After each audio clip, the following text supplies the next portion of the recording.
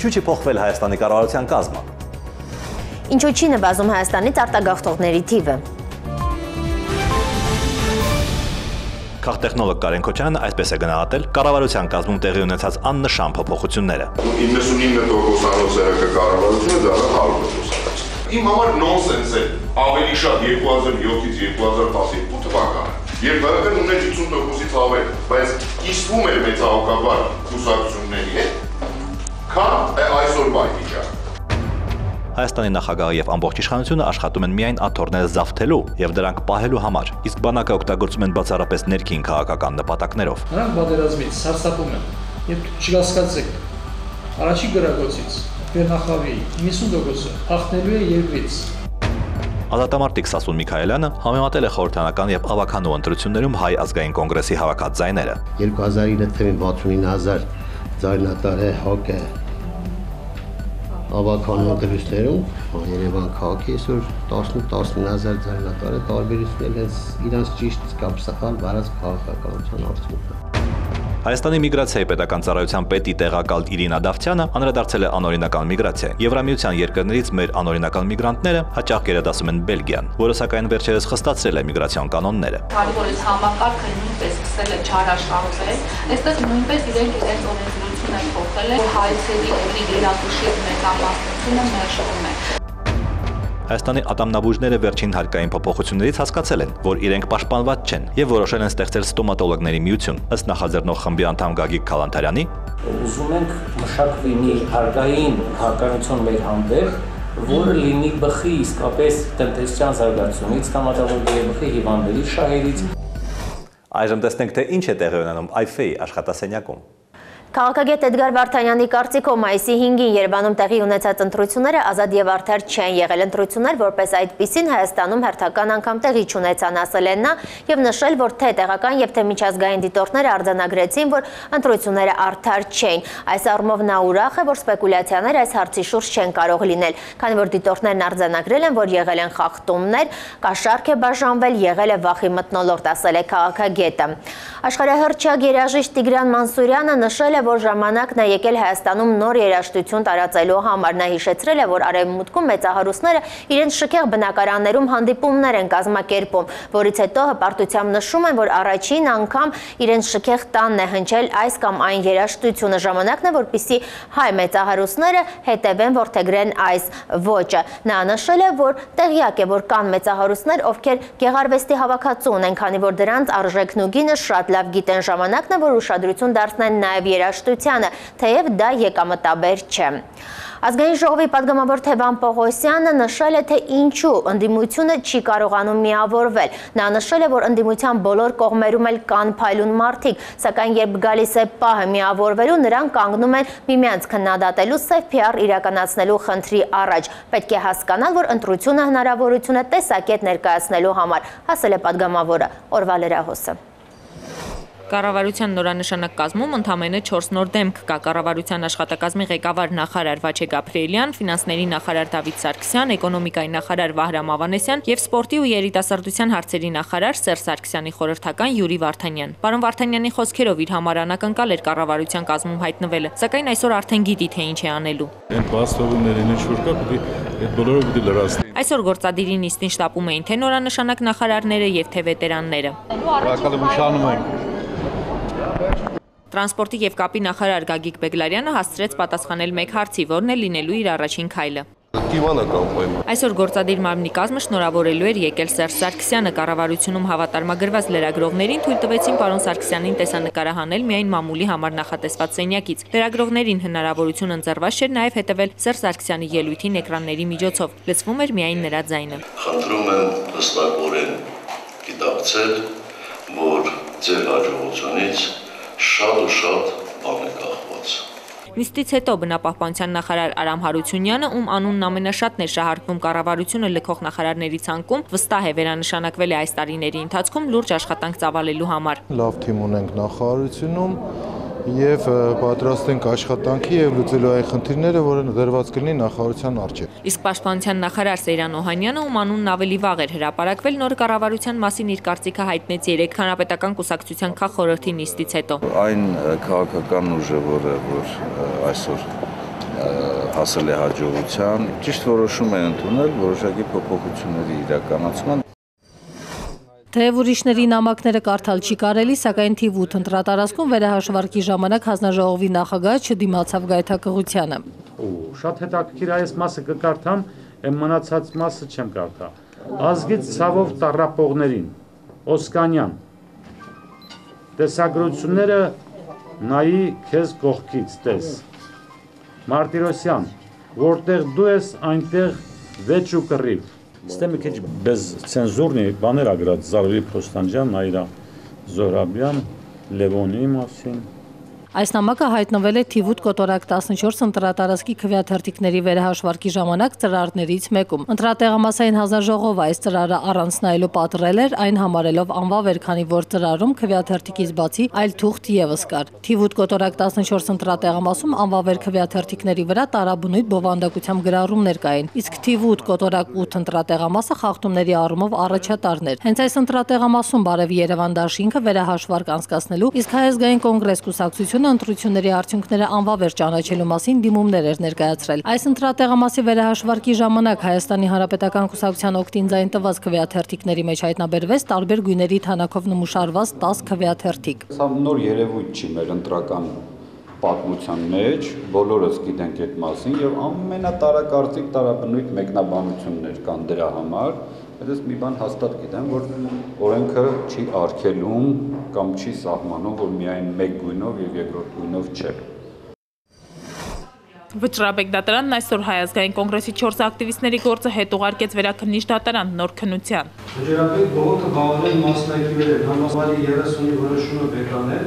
եւ գործ ուղարկել նույն դատարան պալատիստը այդ առումով։ Որոշումը կարդաց Վճռաբեկ դատարանի քրեական պալատի նախագահ Դավիթ Ավետիսյանը։ Հայազգային կոնգրեսի 4 ակտիվիստներին առաջին ատյանի դատարանը անազատության է դատապարտել 2-ից 6 տարով, իսկ վերաքննիչը այդ որոշումը թողել էր անփոփոխ։ Հայազգային կոնգրեսի ակտիվիստներից միայն Տիգրան Առաքելյանն է անազատության մեջ։ Մյուս 3-ի Արտակ Կարապետյանի, Սարգիս Գևորգյանի եւ Դավիթ Քիրամիջյանի համար որպես խափանման միջոց ընտրվել է քաղաքից չբացակայելու մասին ստորագրությունը։ Վճռաբեկ բողոքում երիտասարդների պաշտպան Վահե Գրիգորյանը նշել էր, որ պետք է բեկանել գործի վարույթը եւ արդարացնել երիտասարդներին, սակայն նրա բողոքը բավարարվեց մասնակի։ Վճռաբեկի որոշումը դատարանի բակում բողոքի ակցիա իրականացնող Հայազգային կոնգրեսն ու իր համակիրները գնահատեցին հերթական քաղաքական պատվեր։ Միակ ընդունելի, միակ նորմալ տրամաբանական վճիռը որոշումը պետք է լիներ երիտասարդների բացարձակ արդարացումը, Տիգրան Առաքելյանի ազատ արձակման մասին որոշման կայացումը։ Պետդեպարտամենտի զեկույցում, որը նշված էր, որ այս երեխեքը իսկապես քաղբանտարկյալներ են, իրենք ուրիշ որոշում կայացնել չէին կարող, որտեղ իսկապես ամբողջ աշխարհով տնդում է, որ անմեղ երեխաները բոլորը քաղբանտարկյալներ են։ Հայազգային կոնգրեսը մայիսի 5-ի ավականու ընտրություններում մնացել էր մենակ։ Այս ընտրություններում միջազգային ճնշում չի եղել, ընդհանրապես շատ թույլ վերահսկողություն կա, դիտորդական որևէ լուրջ առաքելություն չի եղել եւ մենք մնացինք մենակ մեր գողերի հետ։ Այսօր լրագրողների հետ հանդիպմանը պարոն Զուրաբյանը տեղեկացրեց, որ 27 տեղամասում վերահաշվարկի եւ 7 տեղամասում ընտրություններն անվավեր ճանաչելու պահանջ են ներկայացրել, սակայն մենք շատ լավ գիտենք, որ ոչ մի բան այդ վերահաշվարկը չի փոխելու։ Հայաստանում ընտրությունները վերածվել են լագերնի զոնայում բանտարկյալների երթման արարողության իրենց պախանին հավատարմություն հայտնելու համար։ Պարոն Զուրաբյանը համոզված է, որ Հայազգային կոնգրեսի Բարգավաճ Հայաստան կուսակցության եւ Հայ հեղափոխական դաշնակցության ներկայացուցիչները ավականու ընտրություններում պայքարել են քվեների համար, իսկ Ժառանգության ներկայացուցիչները հակառակն են արել։ Համագործակցել է հակառակ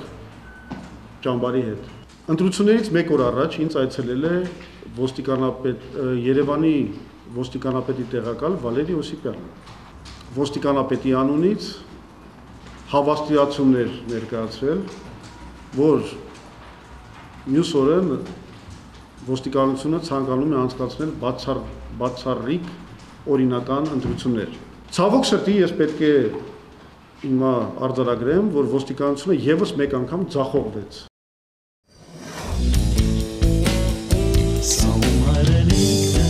Երբ քաղաքացին չգիտի այս հարցի պատասխանը կամ նրան ստիպել են մոռանալ, Վահան Արծրունին առաջարկում է լսել իր երգը նորացված տարբերակով։ Սա ում հայրենիքն է։ Այսինքն սա մեր հայրենիքն է, թե ում հայրենիքն է։ Ես այդ պատասխանը տալիս եմ երկի մեջ։ Ես գիտեմ, որ սա իմ հայրենիքն է եւ ես գիտեմ որն է այս հայրենիքի մեջ իմ տիրույթը։ 80-ականներին Ռազմիկ Դավոյանի գրած բանաստեղծության հիման վրա ստեղծված այս բլյուզ ռոքով Արծրունին տալիս է այն հարցի պատասխանը, որը հասարակությունը չի կարողանում գտնել։ Եթե իմանար այդ հարցին պատասխանը կամ նույնիսկ այդ հարցադրումը դներ, ինքն իր առաջ մենք ավետյաց երկրում կապրեինք։ Իսկ այսօր երկնու տեսահոլովակն առաջին անգամ դիտելու եւ այն գնահատելու հնարավորություն ունեին Ինրոք ակումբի ներկաները։ Տեխնիկական մասն էլ ապահովում էր անձամբ Հոյդա ներկայացուցիչ Սպարտակ Սեյրանյանը։ Թեև Վահան Արծրունին ամբողջովին վերագործիքավորել է երգը եւ այն բացառապես ակուստիկ հնչողություն ունի, սակայն ասելիքը մնացել է նույնը։ Սա ում հայրենիքն է երգը նվիրված է Շուշիի ազատագրման եւ մեծ հայրենականի հաղթանակի օրվան։ Նաեւ կապված է այն իրականության հետ, որի մեջ ենք ազգովին այսօր։ Արցուկներով ցողված, ծիծաղներով հղի։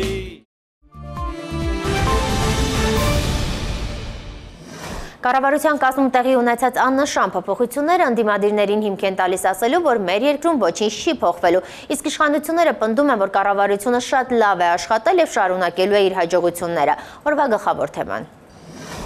Ազգային ժողովի падգամավոր Սամվել Ալեքսանյանը հիացած է նոր կառավարության կազմով, բայց ավելին չի ասի։ Հարիվ մարդ ես կտրեց հավատանում։ Ազգային ժողովի նախագահ Հովիկ Աբրահամյանի նույնիսկ Սփյուռքի նախարար Հանուշ Հակոբյանի վերանշանակումն է դուր գալիս։ Իսկ ինչու պետք է փոխվեր։ Խորհրդարանի խոսնակին տեղեկացրեցին, որ գործող կառավարության օրոք ժողովուրդ է արտագաղթում Հայաստանից համալրելով Սփյուռքը։ Ըստ Հովիկ Աբրահամյանի արտագաղթի դեմն առնելը ապագայում լուծվելիք խնդիր է։ Հայաստանի ամենաերկար պաշտոնավարած մարզպետ Արմեն Ղուլարյանի համար արտագաղթողը հեշտ կյանք է փնտրում Հայաստանից դուրս։ Չեն կարող գոյատևել, մենք ապրեցնենք։ Սյունիքի մարզպետ Սուրիկ Խաչատրյանն առանձնապես ված չի զգում արտագաղթից։ Գնացողների մեծ մասը ոչ թե սոցիալապես ապահովներ են, այլ նաև շատերը հնարավորություն ունեցողներն են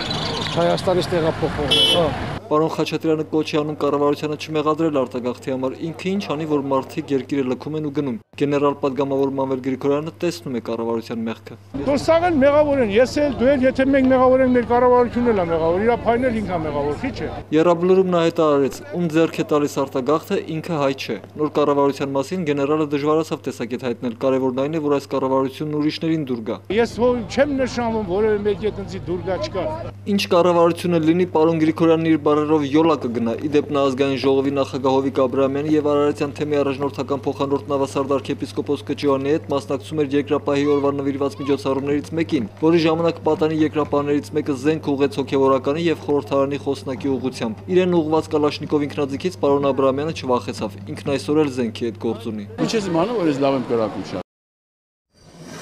Անցած 5 տարիների ընթացքում Հայաստանի տնտեսությունը մեղմ ասած փայլուն արդյունքներ չգրանցեց։ Նույնը կարելի է ասել նաև արտագաղթի մասին, որը շարունակվում էր համենայն դեպս նույն տեմպերով։ Կառավարությունը, որը 5 տարի ղեկավարում էր Հայաստանը եւ պատասխանատու է թե տնտեսության եւ թե արտագաղթի համար, մնացել է ըստ էության նույնը։ Արդյոք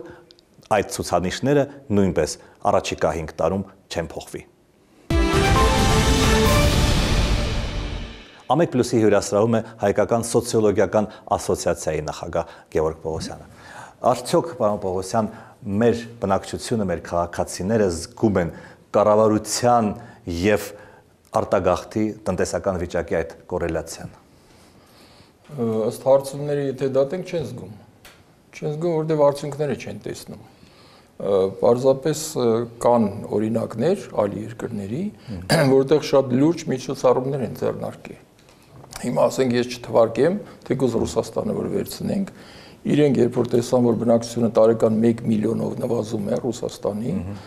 այն ժամանակ դեռ Պուտինն էր նախագահ, հիմա էլ ինքն է, իրենք շատ լուրջ քայլերի գնացին եւ որոշակի հաջողության հասան, այսօր արդեն այդքան չի նվազում։ Ինչ քայլեր եք դուք տեսնում օրինակ։ Ես շատ տարբեր քայլեր կարող եմ տեսնել, բայց այն ինչ որ կառավարությունն արեց, ասենք Ռուսաստանի, կարող են եւ մերում կանել։ Առաջինը դա ծնելիության խթանումներ, երկրորդ, երրորդ երեխաների համար շատ լուրջ գումարներ, հետո մայրական կապիտալը եւ հետո ուսման հետ կապված առողջապահական համակարգ, այսինքն կան քայլեր, դրանք գաղտնիք չեն եւ այդ տեխնոլոգիաները սոցիալական եւ տնտեսական գոյություն են։ Այլ հարց է, որ արդյոք պետությունը այդքան ռեսուրս ունի, որ այդպիսի ծրագրեր որդեգրի եւ իրականացնի։ Մենք բազմաթիվ ծրագրեր ենք ընդունել Հայաստանում, աղքատության դեմ, կոռուպցիայի դեմ, բայց տեսնում ենք, որ ծրագրերը կան, իսկ արդյունքը չկա։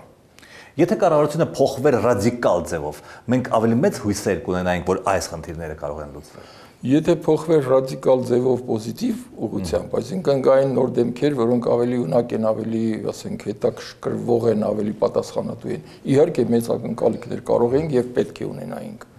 Բայց կարող էր փոխվել ռադիկալ, բայց վատ ուղղությամբ։ Այն իրավիճակը, տնտեսական, սոցիալական, դեպոպուլյացիա եւ այլն, որը գոյություն ունի Հայաստանում, այնուամենայնիվ թույլ է տալիս մեր ընտրողներին քվեարկել 3 անգամ վերջին 3 ընտրություններին հանրապետականների օգտին։ Ինչու՞։ Այլընտրանք չեն տեսնում, իմ կարծիքով։ Չեն տեսնում մեկ այլ ուժ, որը կարող է իր վրա ամբողջ պատասխանատվությունը վերցնի եւ լրջորեն տանի ավելի, ասենք, հաջող ուղղությամբ, հաջող ծրագրերով։ Եթե լիներ շատ լուրջ այլընտրանք, կարծում եմ, որ հանրապետականին շատ դժվար կլիներ պահպանել դիրքերը։ Շնորհակալություն։ Իմ զրուցակիցներ Հայկական սոցիոլոգիական ասոցիացիայի նախագահ Գևորգ Պողոսյանը։ 1988 թվականի երկրաշարժից հետո Գյումրու տնակներում ապրում են ընտանիքներ, որոնք պետության կողմից բնակարանային փոխհատուցում երբևէ չեն ստանա։ Այս ընտանիքները երկրաշարժի ընթացքում բնակարան չեն կորցրել, նրանք ապրել են Վարսով կամ հանրակացարաններում եւ հույս են ունեցել, որ իրենց աշխատավայրերից երբևէ բնակարան կստանան։ Մեր մարզային լուրերը։ Կոտայքի մարզի անտառներում 95%-ով գերակշռում են կաղնու ծառատեսակը, վերջին տարիներին սակայն դրանք պարբերաբար ենթարկվում են այսպես ասած մարդկային ճնշման, այսինքն հատվում են, սակայն հատված կաղնու փոխարեն աճում են այլ ծառատեսակներ, խախտելով բնության հավասարակշռությունը։ Այս մասին խոսել է Հրազդանի Օրհուս բնապահպանական կենտրոն հրավիրված կենսաբանական գիտությունների դոկտոր Անդրանիկ Ուլիջանյանը։ Գիտնականը խոսել է նաև Ծաղկաձորում տարիներ առաջ անտառային տարածքները սեփականաշնորհելու եւ այդ տարածքներում հսկայական դղյակներ կառուցելու մասին։ Թվականից կարծեմ կադաստրային քարտեզագրում իրականացվեց Հայաստանում։ Կադաստրային քարտեզությունը կադաստրի պետական կոմիտեն իրականացում է իր մի շարք ՍՊ-ներ, չգիտեմ ինչ կազմակերպներ իրականացել եւ այնտեղ նաեւ անտառային հատվածն ներառվել եւ հաստատվել էր այդ քարտեզները ուրեմն կառավարության կողմից ուղղակի բավարար մասնագիտական այն ժամանակ ուշադրություն չի դարձվել։ Այսօր դեռևս Հրազդանի անտառտեսությունը ունի կառավարման պլան։ Նախկին կառավարման պլանը 90-ական թվականին է եղել, իսկ այդ կառավարման պլան 10 տարի ժամկետով ենք ասում։ Այսինքն նրա կառավարման պլանն արդեն 2000 թվականին վերջացել է։ Ալավերդու ակներ գյուղական թաղամասի բնակիչներն այս տարի հողատարածքները չեն մշակել, սերմացուն շատ թանկ է, բավարարվել են միայն տնամերձ այգիներով, սակայն խմելու եւ բոռոքման ջրի բացակայության պատճառով ակների բնակիչներն այս տարի լավ բերք չեն սպասում։ Ոնց է լավ ցանո, բայց գյուղը վայելահողը չի վարում, խոթարքի տակ է, երևի գյուղացիները չեն կարողանում սերմացու հայթայթեն, վարեն։ Ապրիլ չկա, շաբաթը մի հետ երկու հետ է գալի ջուրը։ Վերևը ջուր ունենք, վերի ջրից կրանտ կարնդի, ընդյան բերեինք էլի վեդրով։ Սիսյանի շրջանի Գորայք գյուղի տարածքում հաճախ է հայտնաբերվել հնադարյան կենցաղային նմուշներ, որսորդական գործիքներ եւ այլ պարագաներ։ Օրեր առաջ էլ գյուղի միջնակարգ դպրոցի հիմնանորոգման աշխատանքների ժամանակ էքսկավատորը դեմ է առել այսպիսի մի նմուշի։ Քանի որ այստեղ մինչև 1960 թվականները մոլոկաններ են ապրել, տեսակետ է հնչել, թե հնարավոր է նմուշը ռուսական ծագում ունենա։ Գորայքի գյուղապետը սակայն հերքել է այն։ Աստիճանների մոտ մի հատ քար կա, գլխի վայր ընկած։ Քարը հանում եմ եւ տեսնում մի շատ հոյակապ խաչքար։ Երեզմաններն էլ եմ նայ 5 գյուղի, այդ խաչքարն էլ եմ նայ, առանձնապես նմանություն չեմ գտնում։ Յուրաքանչյուր տղամարդ այն ինչ մտածում է պետք է ասել։ Անպայման չի, որ բոլոր тղաները աղջիկական արտահայտություններ անեն։ Съешь сникерс. Зачем? Потому что когда ты голодный, ты превращаешься в Мегеру. Съешь и успокойся. Спасибо. Полегчало? Կհանդիպենք վաղը։